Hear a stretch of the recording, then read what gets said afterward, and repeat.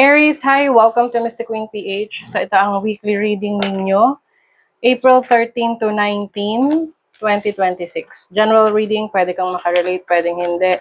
Just take what resonates. Another reminder, I will not message you or follow you para mag-offer ng services. Mag-ingat sa mga fake accounts and scammers. Kung gusto ng private reading, just go to my website, mysticqueenph.com, o kaya naman mag-book kayo from my calendar. Link on the description or comment section. Okay, let's see. What's the energy for this week sa inyo, mga Aries? April 13 to 19. Okay. Merong change when it comes to your career, trabaho. Maaring makukuha mo na yung minamanifest mo or yung plano mo, maisa sa katuparan mo na when it comes to your career. This can be a leadership role for you. Ito yung tipong ino-offer sa'yo noon pero feeling mo hindi ka pa ready, and now the time is right for you. So you are in the process of making some changes in your work or in your business, in your career. Maari ring merong focus sa family, no? So you will be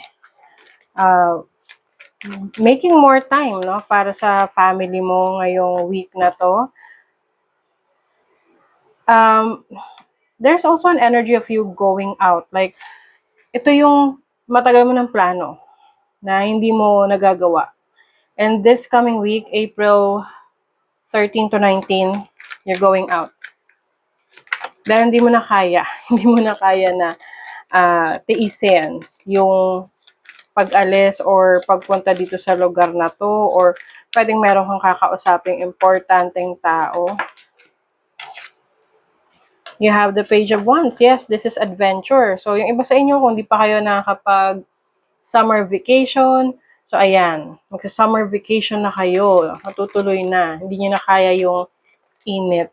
So, kayo ay magliliwaliw, pupunta sa malamig na lugar, magsa-swimming, more on movement for you. You also have the Page of Swords, the King of Cups. Meron ditong communication with someone that is close to you romantically, or someone na mas matanda sa'yo, or someone na mas senior sa'yo. Can be your parents, no? Importanteng pag-uusap ang mangyayari. So, it's going to be full of emotions. Oh, you might feel emotional with this conversation. Ito yung pwedeng iniiwasan mong pag-usapan, pero pag-uusapan nyo na. Pwedeng sa romantic connection or someone na malapit sa'yo. Ayan o, meron kang excitement. You have Mars in Gemini. You are excited to talk to people, to go out, meet new people, kasi pwedeng nag-hibernate ka ng matagal. Yung parang nagkulong ka sa bahay, or for some reasons, hindi ka talaga makalabas dahil may iba kang mga priorities. But now, finally, you are coming out of your shell.